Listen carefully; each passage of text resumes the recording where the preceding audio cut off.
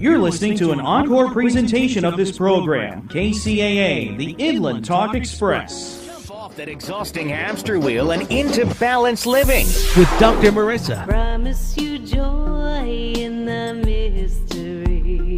Dr. Marissa, also known as the Asian Oprah. Her mission, to be a beneficial presence on the planet. Her purpose, to be your personal advocate to live, laugh, love, learn. Her life motto, don't die wondering. Take back your life with Dr. Marissa Pay. And welcome.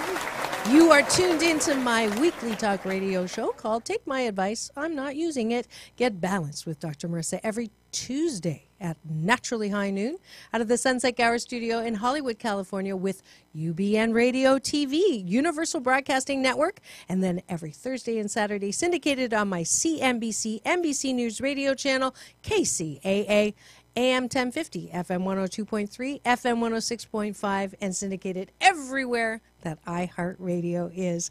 And this is a show about hope and happiness. So, there's no CNN, no constantly negative news, and no gossip, no scandal, no K words, no Kardashian talk, and no T words. You know who I'm talking about. None of that talk either, because I want you to focus on your own reality show and how you can be happy 88% of the time. And if you're wondering why 8, if you've just tuned in, you know that 8 is a homonym, a lucky number in Chinese. So I'm all about good fortune, and that's what it's a homonym for. So I want you to have a good fortune. And we are at the beginning of my year 6 on the air. I'm coming up on 300 consecutive weeks on the air.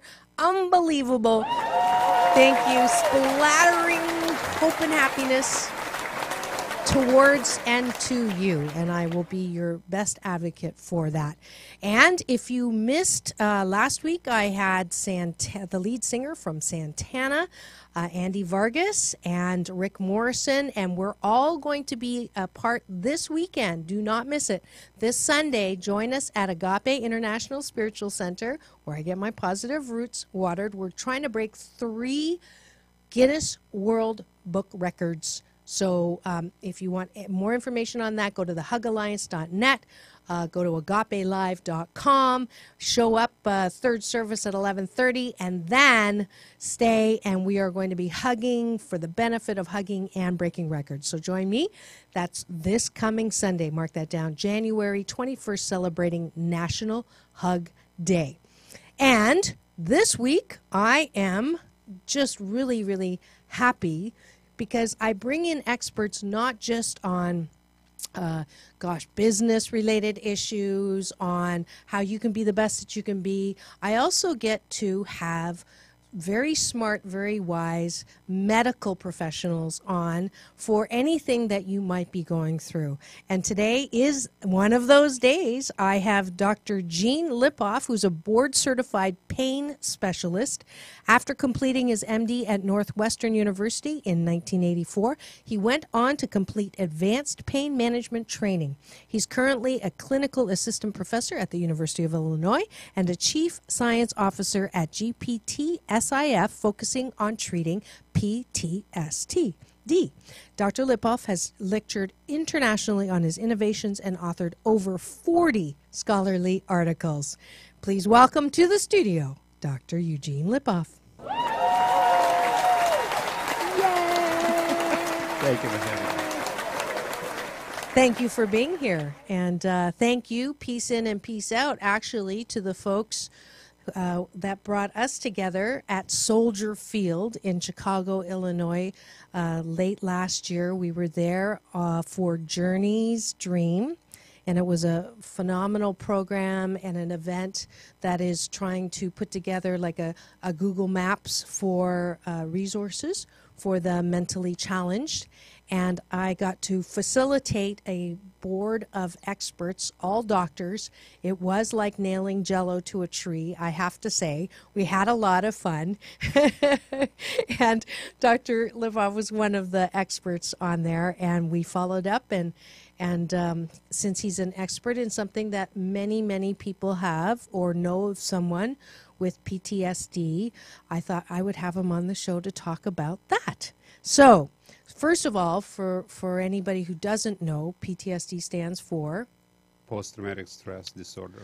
and how prevalent is that right now worldwide or the USA?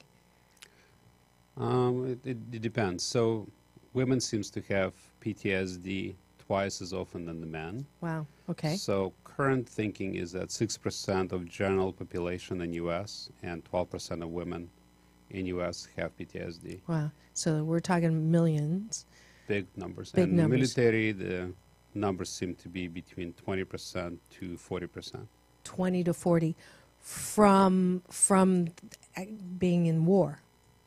In the military, In the yes. In military. the non-military, the amount of sexual assaults in this country, it's about 1 out of 3 women suffer that in their lifetime. So if you think about it, 50% will probably develop PTSD.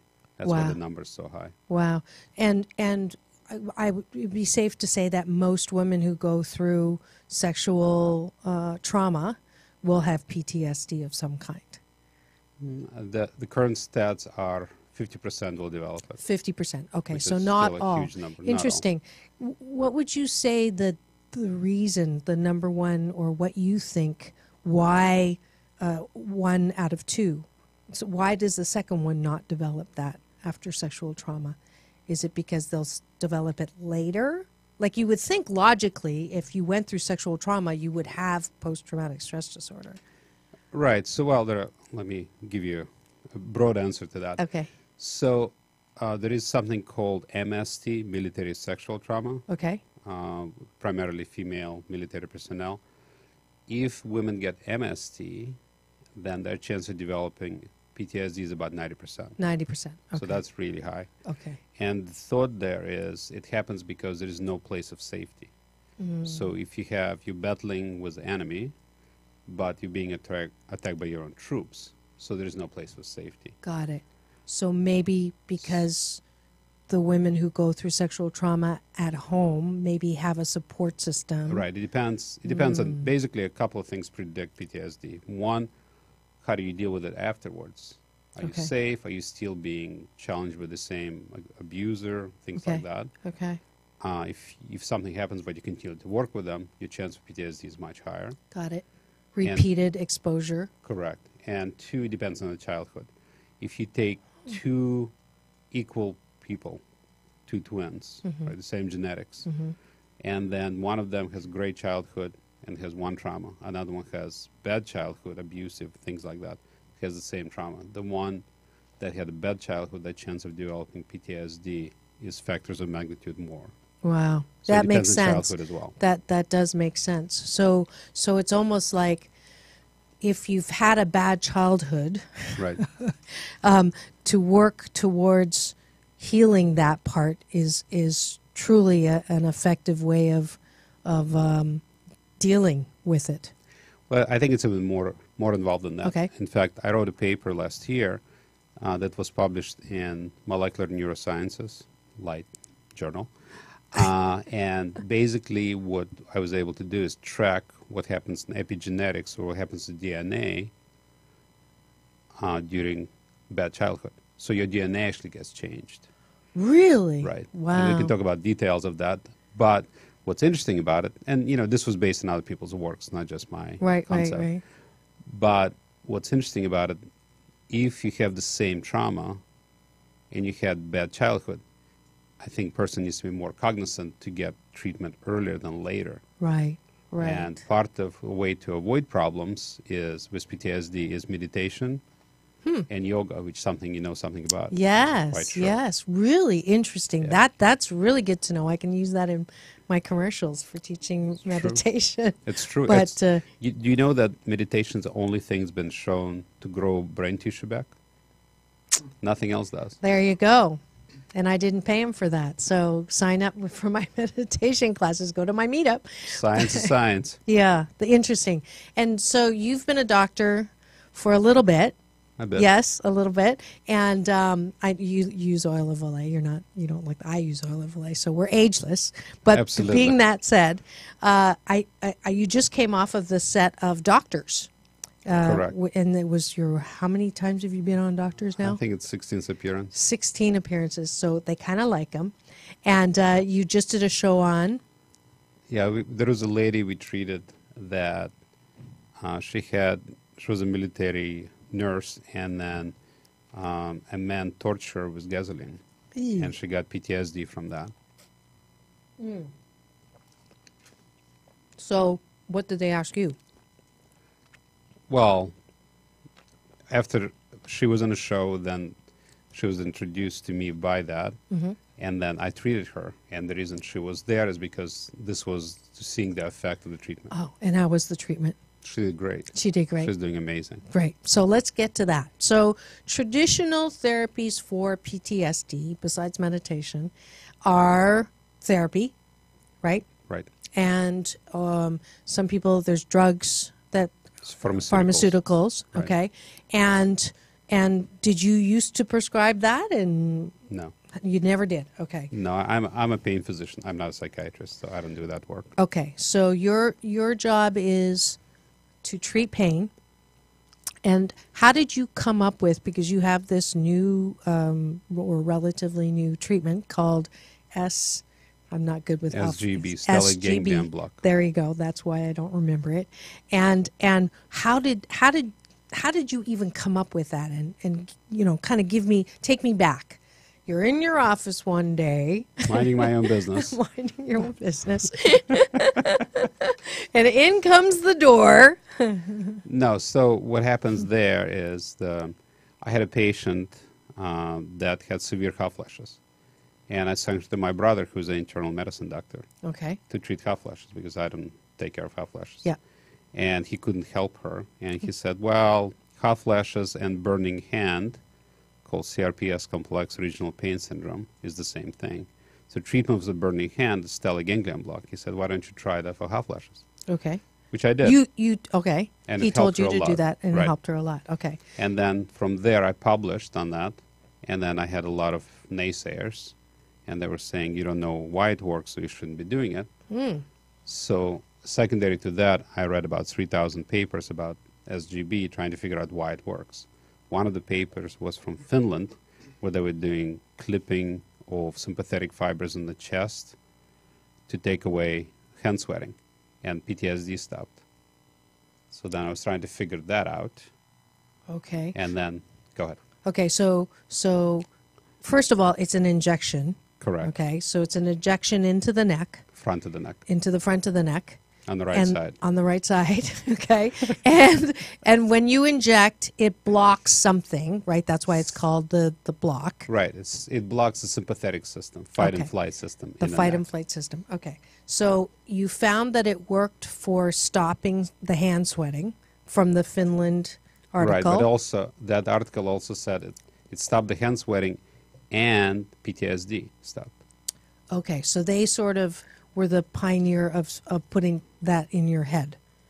Well, it was close. They weren't doing injections; they were doing surgical procedures in the chest. Okay. And then so you thought, well, let's try it for that. Right, because the fibers, neurological fibers, eventually go in the neck, and I could catch them in the neck. Okay. And so you started trying Right. on your kids? No. No. On people? Typically, no. No, the first person we treated, which we published on actually, was robbed at gunpoint, and they hit him in the head. It was very ugly, and he was on his way to psychiatric ward 2 months after the incident. Okay. And then my brother, it was also my brother's patient. Say thank you to your brother. Thank you, my brother. Yeah. Yeah. Anyway, so they sent me this. He sent me this patient. I injected him, and he didn't have to be admitted to the hospital. Wow. It just immediate. Yeah, it works in about 30 minutes. Okay, so tell me what the before and after is. So before he comes in and says, I can't get that out of my head. I can't get the memory of being hit in the head and beaten and robbed. And so my guess is, because I actually had someone run up behind me when I was running the John Robert Powers in Beverly Hills when I first moved here to California, and they came up behind me and jumped on me. You know, they pulled off my jewelry, and he had a knife. And so luckily across the street, this woman had her Doberman, was walking in Beverly Hills, let go of the dog because the dog was going crazy, and so he left. And for, I would say, 3 or 4 months, I couldn't fall asleep because I kept having that memory. And then even now, when someone's running up fast behind me, my palms, just talking about it, my palms get tingly. So do I have post-traumatic stress disorder? You have parts of it, yeah. Okay. Sure. Great. Yeah, you're just sweating. Did you bring any injections? No. I have a license in California, so I could potentially. But go ahead. No, honestly, I'd forgotten about it until we just started talking about this in your guy. So, but if you're listening and you're wondering who I'm talking to today and why I'm telling stories about being jumped, you are tuned into Take My Advice, I'm Not Using It, Get Balanced with Dr. Marissa.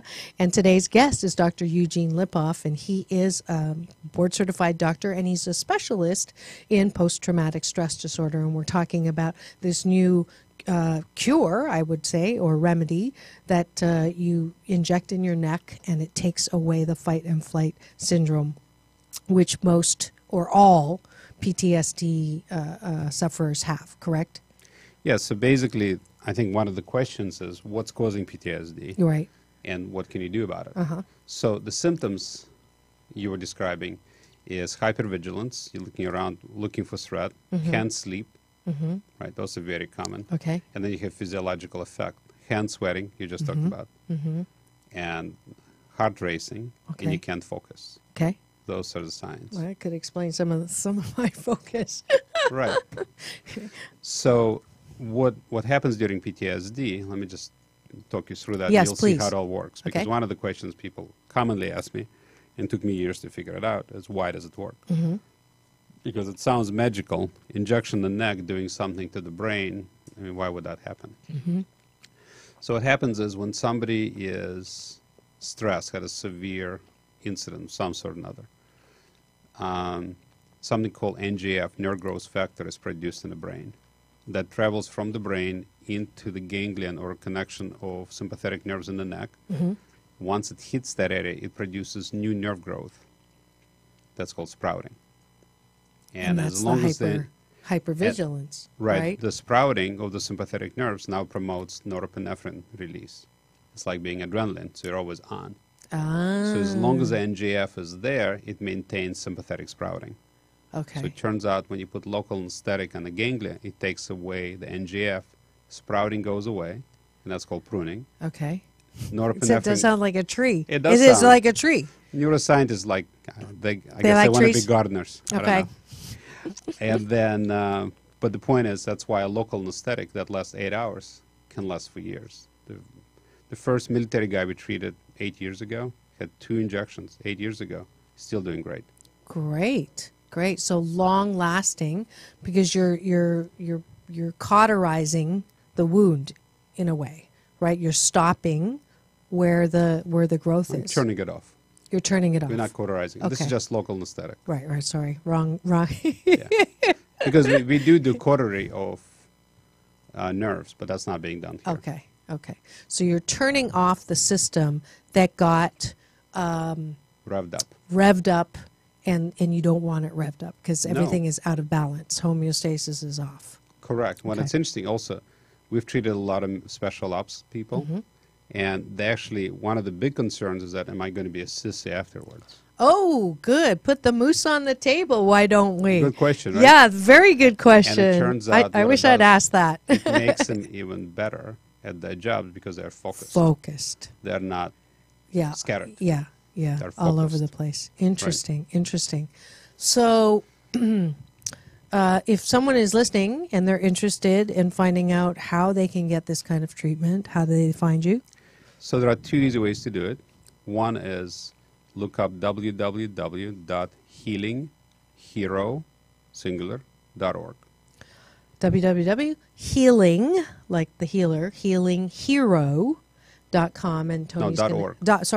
.org. It is also a non-for-profit. Yep. So we treat a lot of military, and we're always seeking funding for that. So anybody out there in your audience would like to help us, that'd be great. Yeah, because if you want to help veterans, I think this is definitely, I hear more and more people coming back. I think as high as 80% of returning veterans have PTSD. Is Probably that 40? I'm not 40? sure. Okay. I don't know The where I number heard seems the to 80. be flexible. Okay. We also would like to help abused women because there is many more abused women by a factor of 10 probably with PTSD than the military. Right. So we'd like to help as much as we can. Right. The other way to find us is 844-SGB PTSD. Easy number. Okay. 8, lucky number. 4 plus 4 is 8. Right? So that's why we're connected. 844 SGB, which is the Stellar ganglion block. and then PTSD. PTSD. Oh, it's not that difficult. Okay. I agree. Dot. No, that's the phone number. That's the phone There's no number. dot. Oh, that's even easier. Okay. Is it an 800 number or just a 844? 844? Yeah. Oh, 844. Yeah. Okay. Lucky so number. it is a lucky number. It is definitely a lucky number. And as the good doctor just said, I'm all about if you have time on your hands, if you have money, it's not the end of the year anymore, but certainly this is a worthwhile place to invest your time and money because it is helping and shining light in areas of darkness. And the one darkness that is definitely something we'd actually talked offline about this and about me sort of being the one of the spokespeople is MST, which is military sexual trauma. And, we can do more than just go, oh, that's terrible when we watch the news on it, because they do every once in a while do segments on that. But if you can picture someone who's not just serving our country out there outside facing danger and then coming back to the barracks and then facing danger there, I think this is definitely an area we need to do a lot more shining of light in. So MST, military sexual trauma, if you are at all interested in that area and getting involved in, we're looking for all levels of both donors and expertise, or any names who want to get involved. There's a lot of people involved in cancer, Alzheimer's. I think this is just as important of an area to get involved with. I agree. The other thing is, if people can or do not want to give us funds, we can definitely use air miles, because 90% of people we treat through our non-for-profit is from out of state. That's an excellent idea. So people who don't have the funds to actually find and get to the clinic, you don't turn people away. You try to find a way to get them to you. We do try. Yeah, that would be awesome. So air miles, great idea.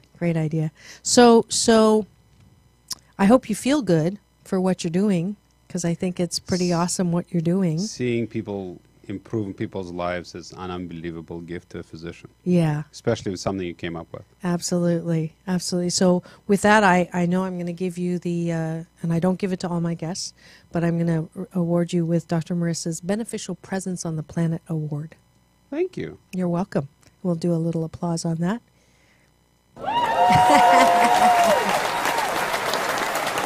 Yeah. I would say I probably give it 1 out of 4 or 5 guests on the show, because I do think it's wonderful. I mean, you could, especially doctors. Before I congratulate you, I have to tell you that one of the jokes my dad did, and I apologize if this is offensive, but it's just one of the funniest jokes. That's okay. What's the difference between God and a doctor? Nothing. So this is perfect for me to say it, because he just said it like that.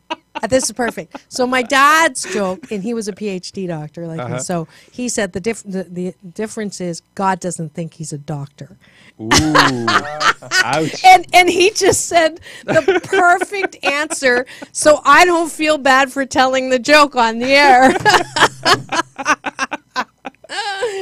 But it is totally, one of those. I know you went through a lot of schooling, and it's not easy, and the insurance and everything, it's not easy to be a doctor. But it's easy to rest on your laurels as a doctor, but for you to want to continue to learn and grow and find areas that you can specifically help with. I think that's awesome. It has been an honor to be able to do that.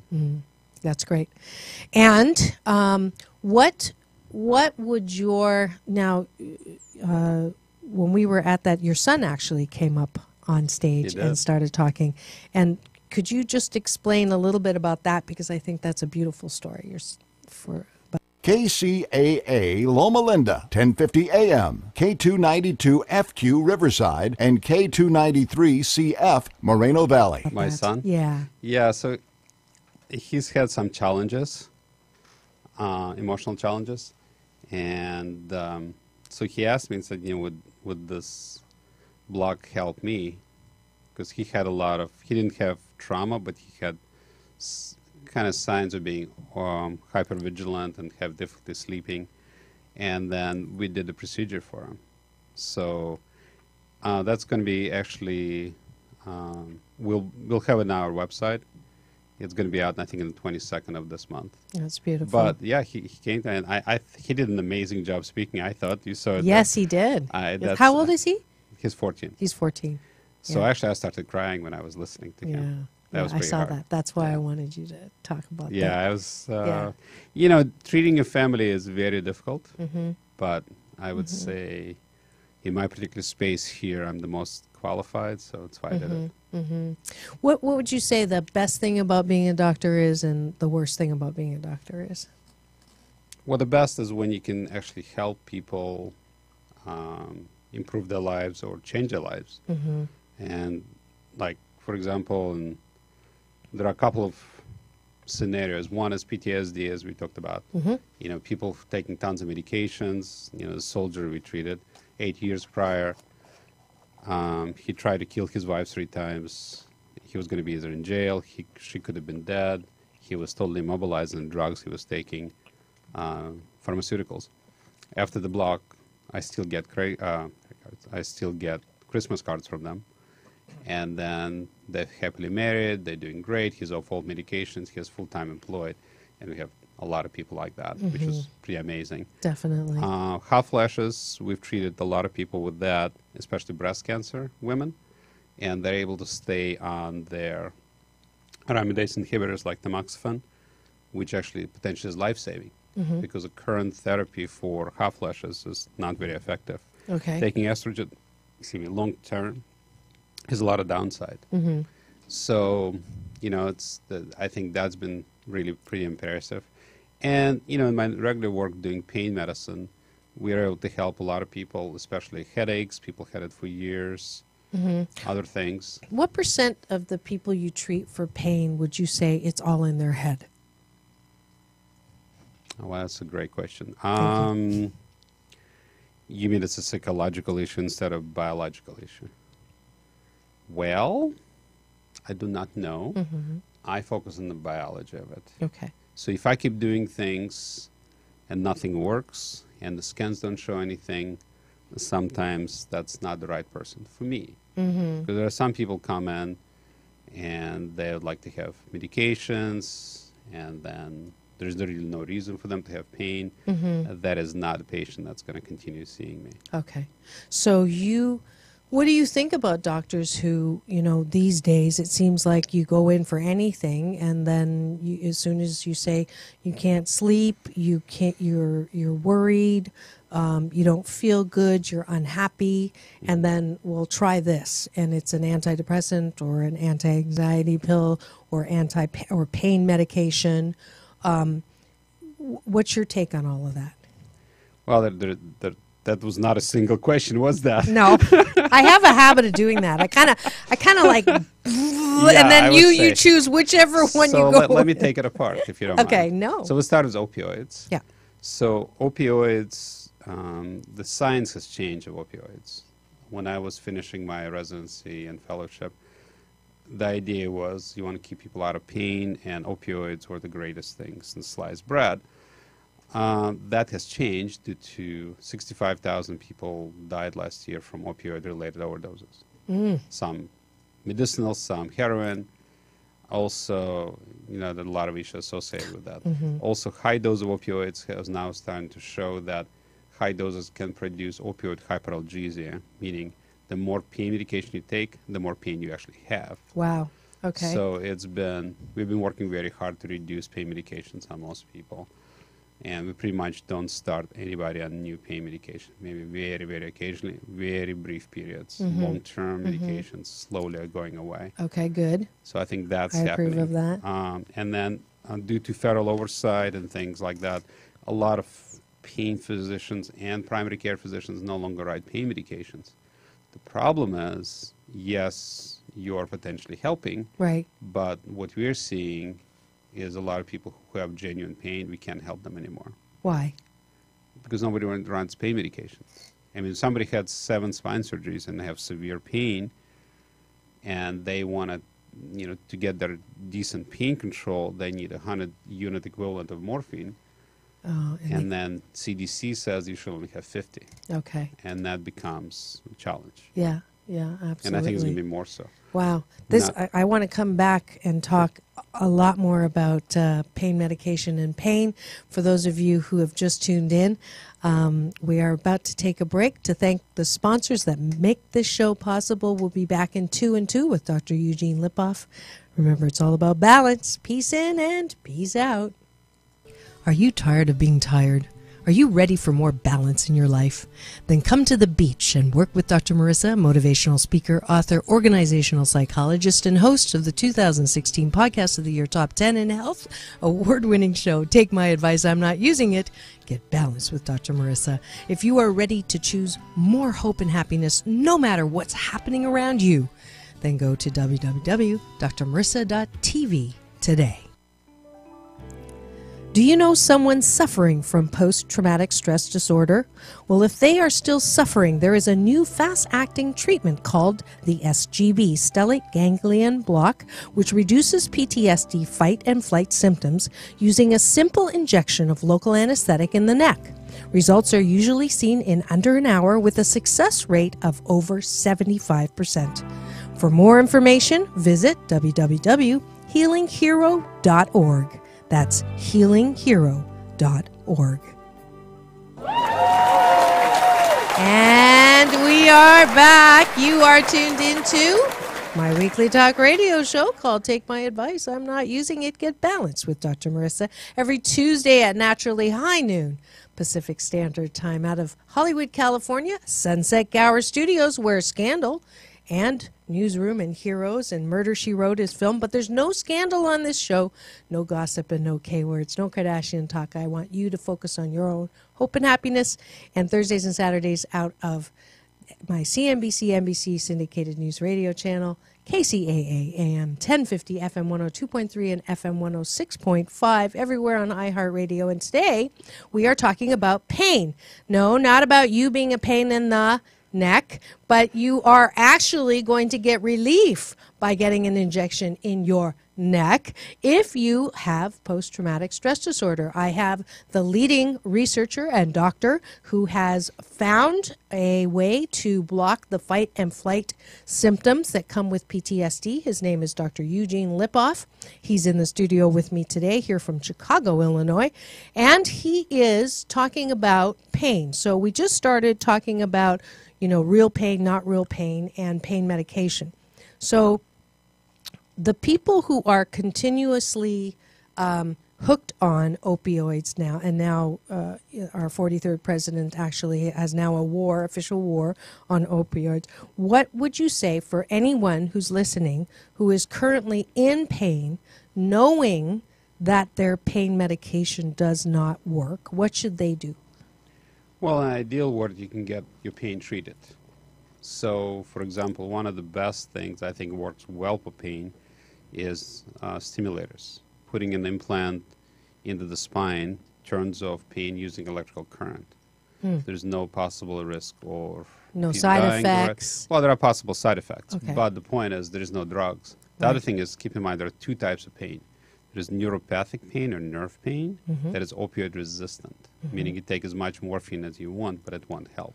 Okay. Are And- those the kinds of pain? What is the autoimmune pain?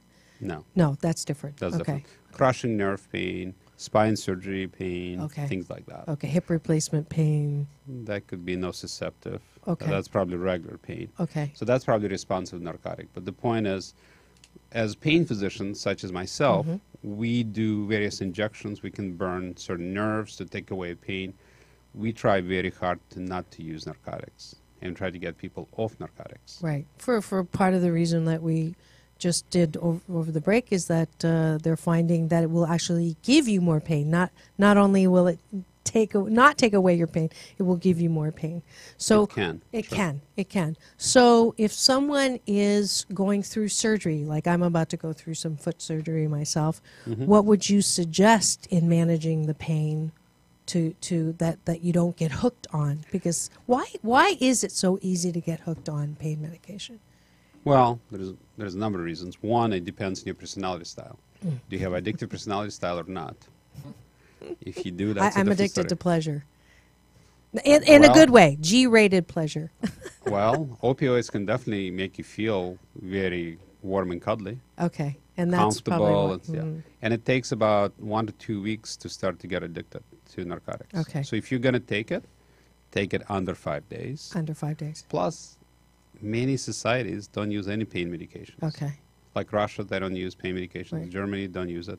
So it's amazing what you can do for pain control, elevation, ice, little Advil, and living with some pain. It's not going to kill you. Yeah, it's not going to kill you for sure. I actually had 2 stitches, like just from the biopsy, and I was very proud of myself. I did exactly what you did, and I didn't even have to take Tylenol. I just kept saying, this is going to pass. Yeah. And it's Well, keep in mind what the body does. When Yeah. the body does, when that happens, is it produces endorphins. Endorphins is natural narcotics, right? But they're not as addictive. And you can make your own. You don't Yeah. have to pay anybody to do it. right. You don't have to ingest it. Right, but It's the- internally created. Right, but Yeah. the problem is if you take narcotics, it suppresses your endorphins. So now you can't make your own. Wow. After how long for that? I'm not sure. I don't know the data on that, but that's definitely there. And also, if you're on a long-term narcotic and now you get cut off for whatever the reason, that is a gateway to heroin. Because heroin is also a narcotic. Okay. Now, that's why it's, we're working very hard, try to reduce it and change it. Right. You're in that field. Right, we're Yeah. trying to get off of that. Right. We're trying to really help people with that. How much of pain is, I asked you already about in the head, but how much of pain is self-induced? Like, or how much of pain can you manage on your own? Like, when people come to you in pain, what do you tell them first off to try before you do anything more? Like, Well, it depends on the pain. So let's say somebody comes in and they were lifting a couch and now they have severe sciatica going yeah, down the leg. good example. Right. So we go, okay, the first thing we should do is try to take care of the pain with an injection. You put steroids in the spine and it reduces the irritation of the nerve and the pain stops. That's it. Okay. You don't do anything else. Okay. And what's the biggest myth around pain? What's the biggest, you wish that, I did this question in Chicago. What do you wish that the public knew about pain? Or Well, pain I management? think a lot of times when people are not screaming or grimacing, they can still be in pain. So chronic pain and acute pain is 2 different things. Somebody who's been there a long time, people are used to it, but then it becomes gray, right? Somebody comes in and they look fine, they move fine, and yet they think we need to give them a lot of narcotics, that becomes a problem. But when somebody is not complaining of pain, but you could see they're moving badly, and that's what becomes a gray area. Is it possible to become addicted to being in pain? Kind of like the hypochondriac. You're thing. asking a psychiatric question. Oh, okay. Sorry. I assume so. I mean, there are people who are masochistic, so people cause their own pain, yeah. but there's all type of pain, Yeah. right? There's emotional pain. Some people like to go through the severe pain and then you're producing endorphins, so you're actually getting high. So if you go crazy, you can say somebody who's a marathon runner who really puts the body in a lot of harm, love it because they get a lot of positive feelings out of it. But you can also say it's accomplishment. I don't know. I'm not a psychiatrist. Right. I just, I understand the biological aspect better. Yeah. So what would you say your biggest success that you can think of when someone came in for pain? Oh, for pain? Yeah. Um, Someone who had been to... Yeah, I remember a 85-year-old woman who couldn't straighten up, and she was sitting there crying, and both of her daughters were holding her hands, and she had a number of surgeries, and it was extremely sad. She took one Norco, and she was like asleep for 2 days, and they said, you have to help us, doctor. So I put an implant in, and she came back, and she had no pain. That's great. That was pretty cool. Yeah. Did she give you a hug? Yes. Oh, that's And the so both cute. daughters. Oh, that's great. That's great. What haven't you been able to help? That is. No, there's plenty of people I cannot help. Somebody had multiple surgeries, and one of the where we get into problem is the coverage, the insurance coverage is getting worse and worse, and there are certain people. I can do a lot of different things, but it's getting to the point where a lot of times I can't do half of my skills, cannot use half of my skills due to the insurance coverage. Yeah. Because they're saying it's not proven enough, it's this, it's that, yet they have no problem doing multiple surgeries and giving tons of narcotics. So that makes no sense. Right. So that's this is the shift that we're trying to go through now. Yours is not even considered a homeopathic kind of approach. It's not, No. this is still, more traditional. It's allopathic. Right. But still the insurance company, is this ever going to end? Like, these days it's like you don't even know whether to get it or you have to get it or you don't have to get it. And is it Obamacare or Trump no care or, what is it? I think it's going to get resolved after I leave medicine. After It's you not leave gonna it? happen Okay, it's before. not going to happen before. I don't think that's going to happen. Okay. Is there anything that people can do to try to affect a change in this? I think it's more of a political arena question than. I think hopefully, there are some initiatives where people will focus on results instead of what their committees of experts talk about. And Okay. if you look at the committees of experts, a lot of them have their own particular agenda or their particular perspective. Okay.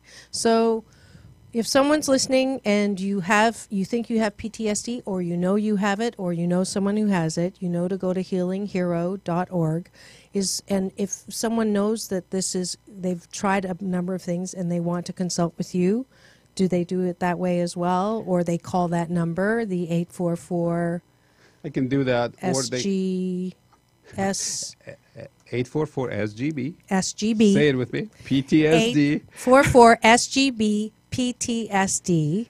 Or they can go to advancedpainclinics.org. And there's a thing there that they It's a can website. fill out, Right. and then they would get a call back and go through like a questionnaire or something like that with you. Right, and we'll figure out what needs to be done. Or Right. So yeah, there is a lot of things we can do. We've had people come from Canada to be treated in other countries, but it's a challenge. Yeah. It's yeah. hard. But It's hard to be in there is pain. a solution, and that's the good thing. That's what I'm all about, is staying in the solution. And is there anything else that we haven't covered that you wanted to cover before I ask you the last question? I think the key point is, like, my email is hopeforptsis@gmail.com. Oh, that's easy. Yeah. So Okay. the point is hope, as the same thing you're talking about. Yeah. So I think one thing I would love to have people think about when they have PTSD or hot flashes, there is actually hope on the horizon. We can help you, or hopefully soon will be more available for multiple reasons. But hope is coming. Don't die. Right. basically. 'Cause Don't there's give so up. Many, so many Don't people die from give- PTSD. Do they? Yeah. Well, Was- the suicide rate for military personnel is about 20 per day right now. what? Yeah, that's a huge number. And that's unacceptable. That should not be. 20 a day? 20 per day.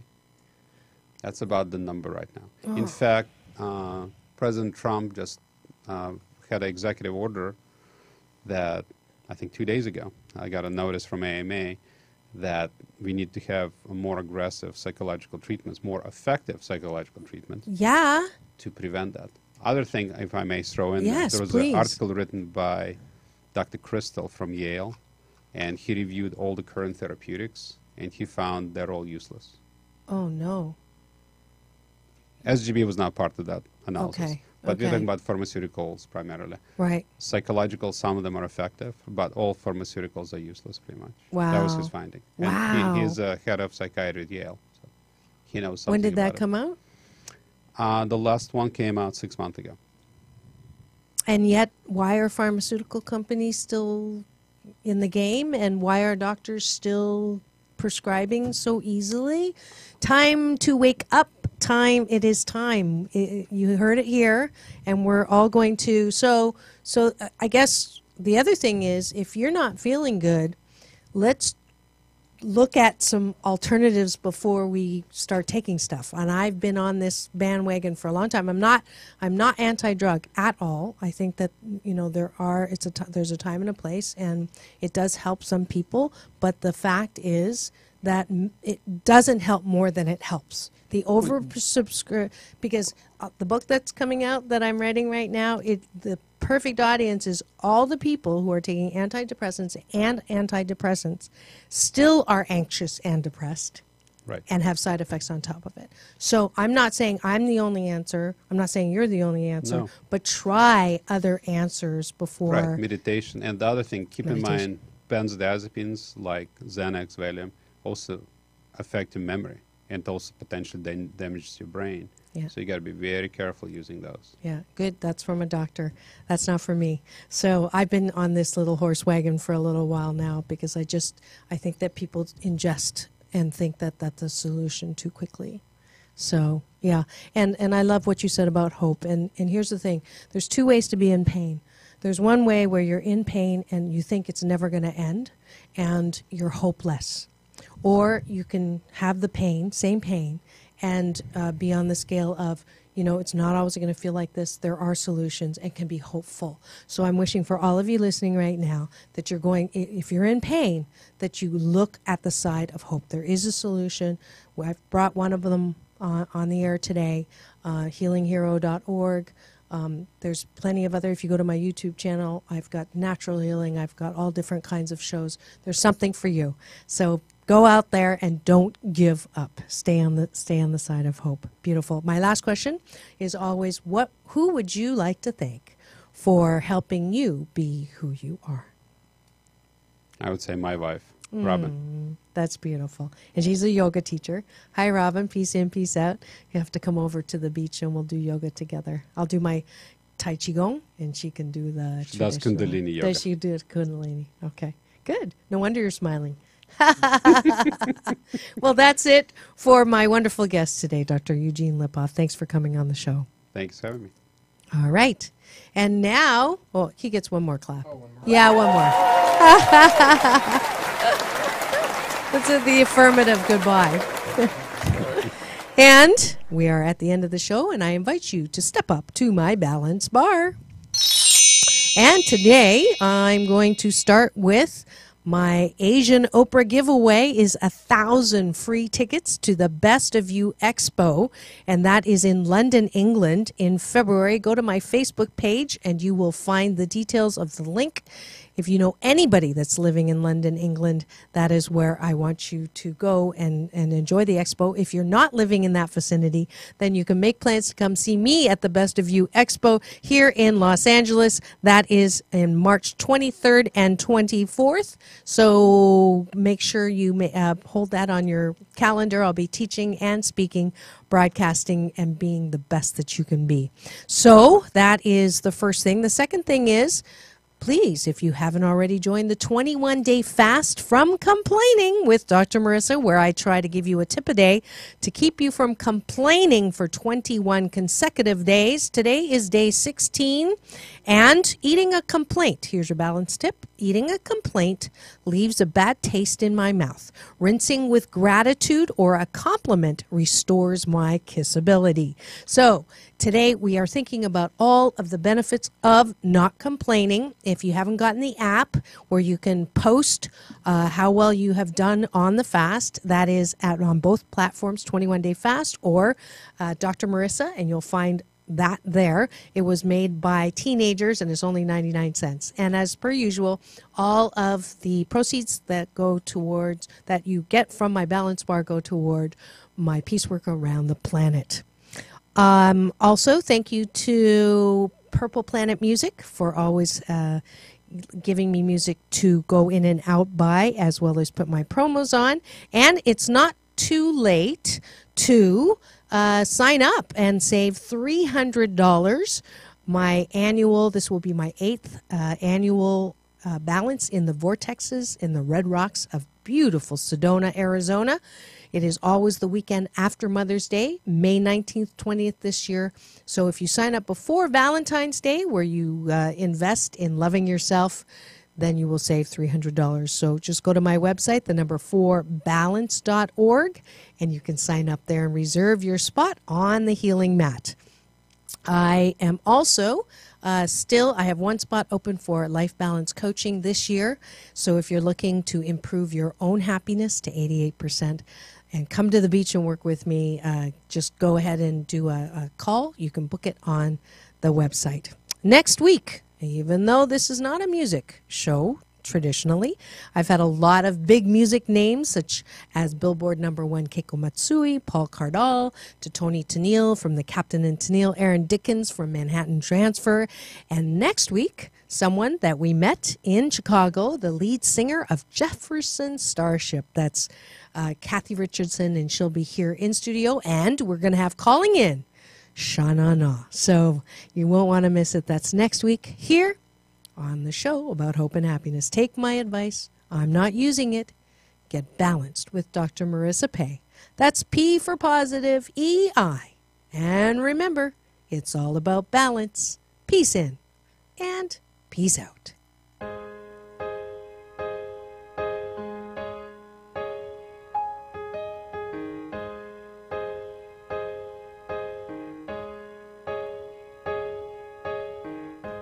Take away the part of me that wants to stay. It's all